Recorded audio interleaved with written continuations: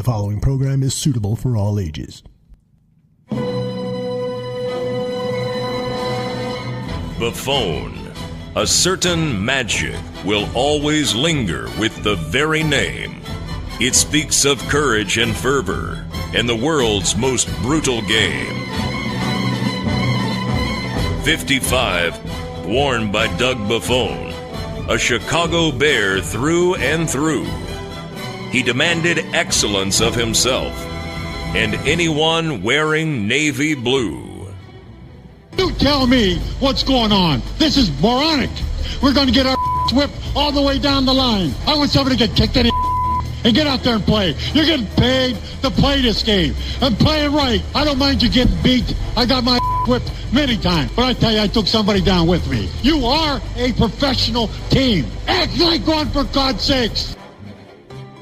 Football fans, this is Buffone 55. The John Buffone Show.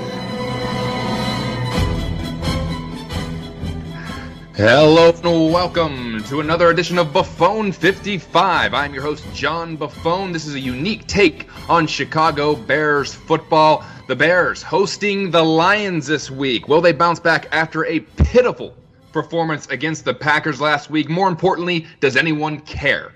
But this is going to a fast-paced take on Chicago Bears football. Before we get into it, I'm going to send it over to my producer, Aldo Gandia. Aldo, tell them how the show works.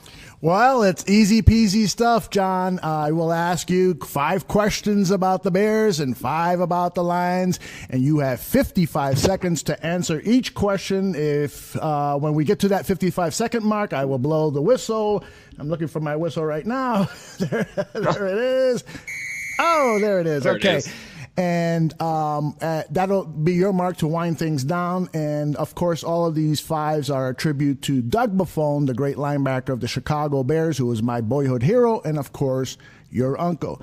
John, before we get started, I must ask you, first of all, last week you told me that the Bears-Packers game is a big deal at the Buffone household. How did this game hit you in the gut level? Oh, man, this is probably the worst loss in some time. Maybe since the Bears lost to the Packers in the NFC Championship game about 8 years ago. Honestly, I'm tired of this. This was a pathetic performance from top to bottom. Let me tell you something. You're not the Cleveland Browns. You're not the New York Jets. You're not even the Cincinnati Bengals.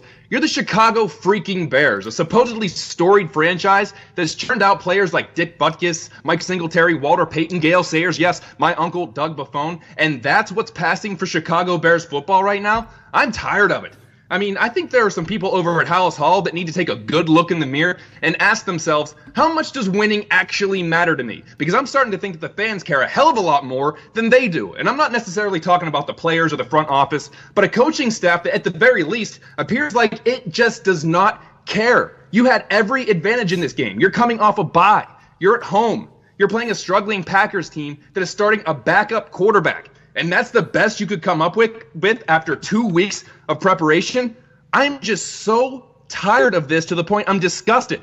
Something needs to change. It better change soon. That's all I'm going to say about the Packers game. John, I don't know many people who are in better shape than you are physically, but do we need to check your blood pressure right now? I got those veins through my neck that are about to burst. Okay, well, take a deep breath. I'll ask you the first question, and again, you have 55 seconds to respond. Why did the Bears lose against the Packers? They were predicted to win by every Chicago sports analyst. Vegas had them a favorite. They were coming off a bye, and of course, the Packers were without Aaron Rodgers. John, what the heck happened? And as your uncle said in the show open, and as you already have done to open the show, take somebody down with you if you have to. You're on the clock, John. Honestly, I mean, I picked him to win, so I feel stupid. They just weren't prepared, plain and simple. The offensive game plan was so awful that even the Fox announcers noticed how obvious the play calling was. They mentioned it 3 or 4 times. You're not going to get anywhere with run, pass, run, pass. And then the defense all of a sudden couldn't stop a nosebleed. They were getting run over by Ty Montgomery and Jamal Williams, and maybe they didn't love the fact that they had about 2 minutes in between drives to rest. Maybe there's a sense that if an opponent gets to 20 points, the game's a lost cause. Maybe it's because the Bears have only maybe it's because the Bears have the only head coach in history to challenge his way into turning the ball over. So, I mean, why did they lose against the Packers? Well, honestly, pick your poison. They were outmatched in just about every aspect in this game, all the way up to coaching, which rarely happens when you have Mike McCarthy on the other end of the field. So, I mean, why did they lose? Choose a reason, and then that's the one you can go with. There's numerous reasons why they lost that game. I agree with you. We could come up with a really, really long list, and we'd need a lot more than 55 seconds to cover each aspect of it. All right, my next question number 2 on the Bears side of things before we talk about the Lions. I'm concerned about this offensive scheme and of running the ball so frequently, and if it's, I'm asking myself, and now I'll ask you, if all of this running is really hurting Mitch Trubisky's development. And some are saying that the emphasis or the overemphasis on protecting the ball is making Trubisky hold on to the ball too long and therefore hurting his offensive line. I'm also concerned that it's just diminishing his confidence. John, I'd love to hear your thoughts on that, and you are on the clock. I mean, short answer is running the ball hurting Mitch Trubisky that much? Yeah, I think it is. I mean, what did we hear all through the broadcast? Like I said before, run, pass. Run, pass. Run, pass. The kid is so eager to make a play when they let him actually throw the ball that he's hanging onto it for way too long. He got sacked 5 times, and at least 3 of those times he probably just could have thrown the ball away. And at times he was passing up the open short routes to look down the field. We saw a few crossing routes that were wide open in the flats or 2 yards down the field, and he kind of just looked it off because I think he wanted to make something happen down the field.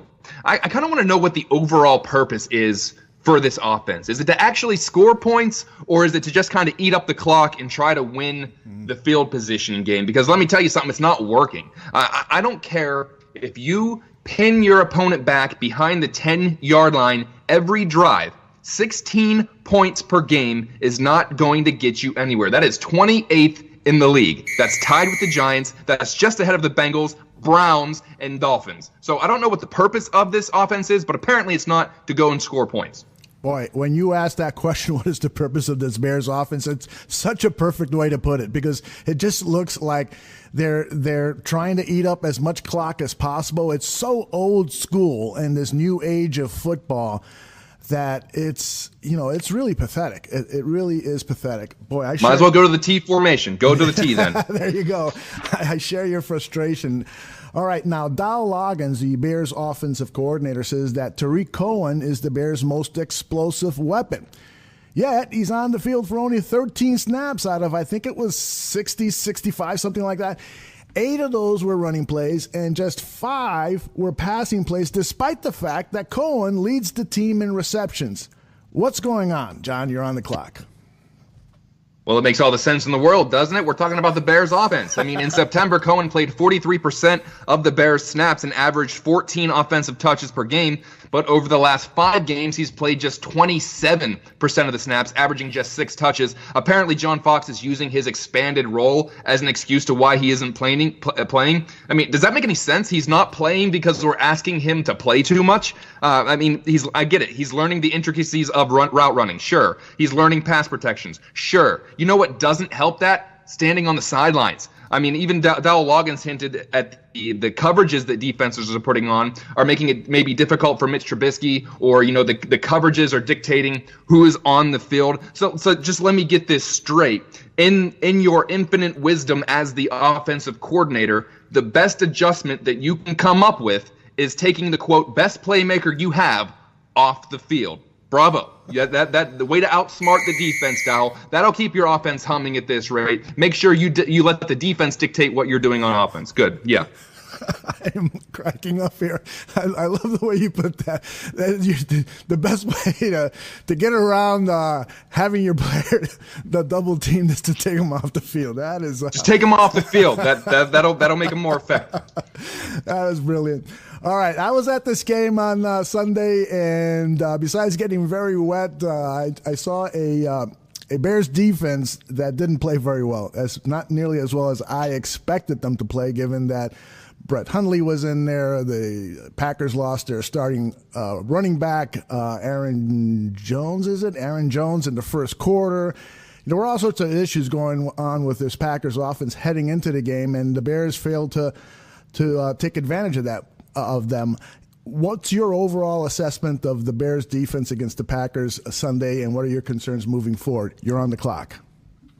I think we saw how important Danny Trevathan is to this squad. He's the quarterback on the defense, and I think we saw numerous occasions where there was a lot of miscommunications before the snap. They need him back. He's the maestro to this orchestra. But, I mean, the corners definitely took a step back. You would have liked to have seen the line get a little more pressure up front and see Hundley get sacked or at least hit a few more times. They did give up chunks of yards. They did not create a turnover, which I said was going to be important but not necessary. Apparently, I was wrong on that. And they gave up some really big plays to Devontae Adams, killer plays, including late in the game. And I mean, we're probably going to talk about this a little bit later on, but it has to be disheartening on the defensive side of the ball when you look over and you see the offense. I know I'm really giving the offense a hard time, but I think it's warranted. Knowing that your margin for error is so slim that there's such a pressure on you to keep the other team below 16 points. I mean, that's not easy. It's too much to ask sometimes. So yeah, the defense took a step back, but that got magnified because of how bad the offense was. Well, and that leads to this next question. Are you worried that this Bears team, its players, might begin to zone out now that they're 3-6? I mean, can things get worse than what we saw against Green Bay? John, you're on the clock. Oh, 100%. I mean, the Saints loss was rough, but you actually believed that the Bears played well enough to win that game. It was tough. It was a tough pill to swallow, but it was a tough fought game. This loss, I mean, sometimes there's no coming back from something like that. To have every advantage going into it and for it to just straight up blow up. I mean, I know there are tough guys on the defense with a lot of pride, so I'm sure they're going to continue to play tough. But, I mean, subconsciously, when you see what you're working with and you see a coaching staff that, A, appears to be on its way out, and B, seems to be out-coached every single week. I mean, unless you truly love John Fox, I don't know. They are professionals. They are proud. They have a job to do. But even the toughest SOPs sometimes realize when they're on a sinking ship. So, I mean, I've said it before that the floor on this team should be 8-8. I mean, now they're probably going to have to win a game that they aren't favored in. I mean, they're probably going to beat Cleveland. They can probably beat San Fran, maybe beat Cincinnati. But if you're a fan of any of those teams, if you're a Cleveland fan or a San Fran fan, you're probably saying the same thing when you see Chicago on the schedule. I mean, last week officially put things into a tailspin. We'll see if they can level out, but I'm not counting on that. Well, you nailed it. I'm not counting on it either. All right, we're moving now into the second half of our show. These 5 questions are about the Lions. And so the first question for you, John, is what is your overall assessment of this Detroit Lions football team?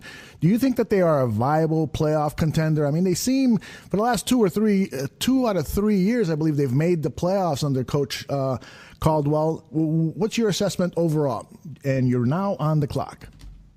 I think they're basically a team that's building some momentum. They're 5-4 with all their losses coming against teams with winning records. And honestly, they just have 2 games remaining against teams that are over 500, and that's the Vikings and Packers. So they're not exactly juggernauts. And both of those games are at home. So they're 6th in total points. They average about 27 points per game. I liked how they played against the Steelers 3 weeks ago. They lost that game, but they probably should have won. And they bounced back. They bounced back from a loss and beat the Packers and the Browns. In this division, they have a real shot. Their only competition is Minnesota, and they're 2 games back on that. They are giving up a good amount of points, but the defense does have some big plays. I really like Darius Slay, the cornerback they have. He has 4 interceptions. This is, I'm going to say, a borderline playoff team in a bad division. And like I said, other than the Vikings and Packers, they get to play Baltimore, they get to play Tampa, Cincinnati, and they get to play the Bears twice. So they have a lot to play for this week. I'm not so sure that the Bears have a lot to play for this week. I'm not sold on the Lions, but I think they're a good football team that could slide into the playoffs. Yeah, I agree with you. I think, they're definitely a team that's got some issues, but right now they look like a better football team than the Chicago Bears. And the big question is, are they as good as the Minnesota Vikings, who appear to be headed to a division title? It would be their 2nd in 3 years, I believe.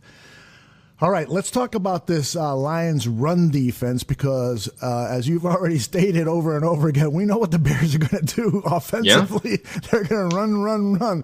What do you know about this Lions run defense, and are they capable of stifling Bears running back Jordan Howard? You're on the clock. Well, you look at the stats; they're kind of middle of the road. They are 10th in rushing defense, but they are allowing a little over 100 yards per game. They're fully capable of giving up some big chunks on the on the ground, which is, at least that's a positive outlook for Bears fans. But I mean, what did we see last week? Green Bay, they had 9 players in the box. And what did the Bears do? They ran it into a brick wall. And I'm sure Detroit has to have seen that film. And Trubisky threw for almost 300 yards, and they only managed 16 points. So I'm guessing the Lions are going to take a very similar approach. Dare the Bears to throw. And maybe you give up 1 or 2 long passes. Does that really seem to matter at this point? Because it's first down. There's 9 guys in the box. Let's try that stretch play. Let's do a dive play. They know what's coming. Who cares? We're gonna do it. And then whenever it's 2nd and 11, let's put our quarterback in a tough spot. He misses a throw on 3rd down. Let's have him run for his life and try to just chuck the ball downfield. So yeah, we know what the Bears are gonna do, but so do the Lions. Yep, it is very predictable. Now, question number 3, Golden Tate and Marvin Jones appear to be a formidable wide receiver duo for the Bears' defensive backfield that, in my opinion, has regressed last week. What do you make of this tandem of Lions wide receivers? And you're on the clock. They did take a step back last week, but Golden Tate has 56 catches through 9 games. He's tracking for the first 100-catch season of his career. He's 5th in the league in catches, 9th in yards, although where he's actually done most of his damage is after the catch. I mean, nobody in the league has more yards after the catch than Golden Tate, so since he's signed with Detroit. So a big key this week is if Tate's going to catch the ball, bring him down immediately because he does most of his damage after he catches the ball. That'll be key for the Bears' defense. Marvin Jones, over the last 4 games, he's caught 20 passes for 350 yards and 3 touchdowns. Granted, 1 catch last week against Cleveland, but still a heck of a season so far for Marvin Jones. Once again, I think it's going to come down to how much time Stafford has. He can make any throw on the field. If he has a clean pocket, he's going to find these guys, and he's going to have a field day against most defenses. So I know that this just seems so obvious, but you have to get a push up front and get him off his platform. If not, one or both of these Bears can one or both of these receivers can eat the Bears alive. You look at some of the stats from last week from Pro Football Focus. Kyle Fuller, he was thrown at early and often, seeing about 35.6 overall grade. And he made a good play early on in the game, and then they just kind of picked on him for the remainder of the game. He was targeted 10 times on 30 cover snaps, so the cornerbacks need to step up a little bit this week. But you'd like to see Stafford have to throw off his back foot or on the run a little bit more. Yeah, Frankie Myers on our chat page is concerned about Kyle Fuller and his poor tackling game last week. And in fact, I read in Pro Football Focus, I don't have it in front of me, but the alarming amount of missed tackles that Kyle Fuller has had during the course of his career with the Bears is one strike against him. Now, everyone will agree that he has improved his play this season under Vic Fangio's defense. He had trouble getting acclimated with this 3-4 defense, and then he had the injury problems last season. But against the Packers last week, we saw those tackling problems resurface, and for a team that uses their the Lions use this short passing game as an extension of their rushing attack, we got to keep an eye on Fuller and hope that he wraps up. Wouldn't you agree, John?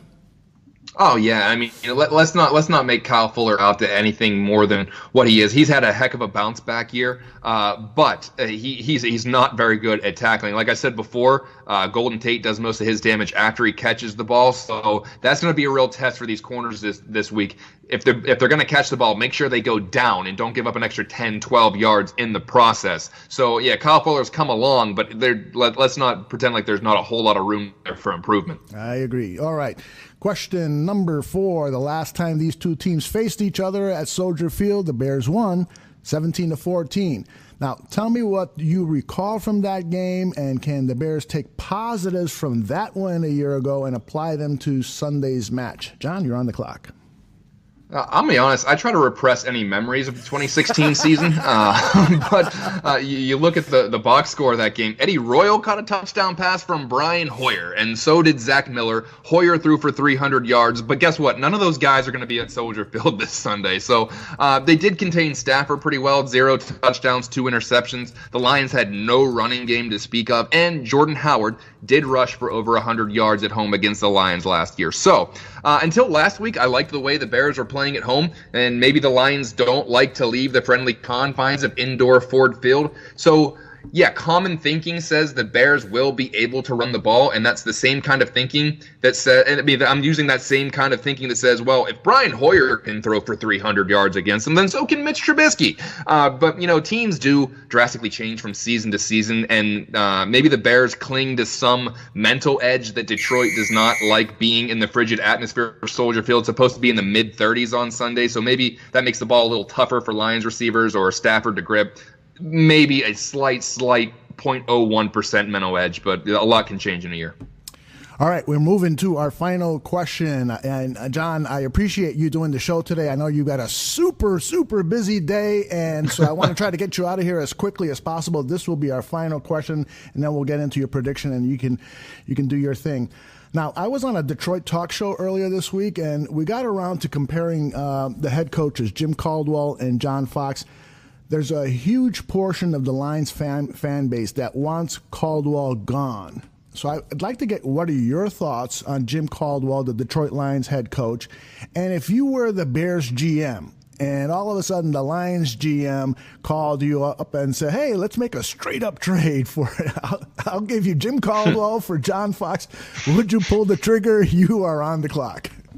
Wow, that would be anticlimactic. Let's just look at the resumes here. Caldwell has made the playoffs twice in his first 3 seasons. They tied for the best start in franchise history. His .554 winning percentage is the best of any Lions coach in the Super Bowl era, and I know the Lions don't have a long history of winning, but still not bad. Is 10-3 in the month of November, which is a league high since 2014. 17-8 in the second half overall. So, I mean, that's admirable. Let's go on the other side of the coin. John Fox, he's 0-3 in the division this year.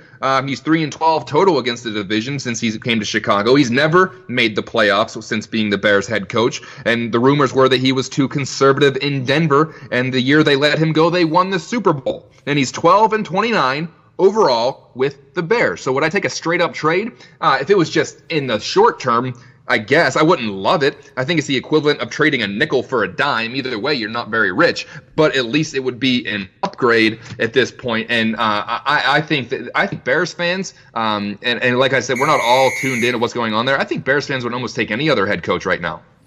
I agree. I mean, the old expression is the grass is always greener on the other side, but the reality is that the grass over in Detroit, when you're talking about coaches, is like the fairway at Pebble Beach. It's so, and John Fox is like the rough at my local Cook County golf course out here.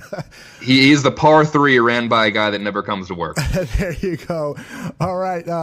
By the way, before I let you go, let's see. I got a message here from Isaiah Robles saying that, John, you are a great guy. Let him know that we miss his uncle also and his show with Obradovich. And I definitely miss it too. I mean, that's I never missed a show, and then he reciprocated and never missed a show whenever he was on mine. So it was I definitely missed that, and hopefully this show gives people just a little inkling of the passion that he showed. I'm never gonna be him, never gonna try to be him, but if it can have people reflect fondly on that, then I'm doing my job here. And you're doing it really well, John. And thank you very much again. I know you got a busy day, so let's get your... I got a prediction to make, although I'm not leaving until I make a prediction on this game. I wasn't going to forget this time. I want to hear your prediction. I'm really interested in it, and then we'll close the show. Go for it, John. All right. Let me once again be really anticlimactic. I don't love this matchup. I think last week spoke volumes about the Bears' inability to adjust offensively, sometimes defensively. I think the Lions are going to give the Bears some opportunities to score. I don't see this as being a super low-scoring game overall, but until the Bears really show me anything to grasp onto, I'm not picking them against a team with a winning record. I think the Lions go into Soldier Field. They do enough to win. I don't think it's going to be a blowout, but I do like the Lions to win this game 23-17. I am snake bitten after picking the Bears to win against the Packers last week. I'm not going to make that mistake again and give them the benefit of the doubt. I like the Lions to defeat the Bears 23-17. And before we go, I just want to remind everybody, if you like this show, you're going to love all the other variety of different shows that Bears Barroom Network offers this week. Although, you're going to have Kent Lee Platte of prideofdetroit.com. He's going to join you for Friday's Bears on Tap. That's going to be a good one. That'll break down a lot to do with the Lions and Bears matchup. And remember, if you want to subscribe to the Bears Barroom Radio Network, the easiest way is to just go to podbean.com and in the search bar type in Bears Barroom, and that right there we're going to pop up. From there, you can have it downloaded to any of your podcast delivery channels. You can do the same with iTunes. Type in Bears Barroom, and there you go. We also have a YouTube channel that offers up analysis on Bears players, and don't forget to follow us on Twitter at Bears Barroom. If you like what you're hearing today, you can follow me on Twitter at JD Buffone. I assure you there's a lot more snarky comments than what in this show that I can put on Twitter. And if you like that, if you like to call me out on some stuff too, I always welcome that. But that will do it for this edition of Buffone 55. Thank you for tuning in. Remember, if you missed something or want to hear it again, just go and download the entire show, and we do appreciate that. So, until next time, I'm John Buffone. Have a great week, everybody.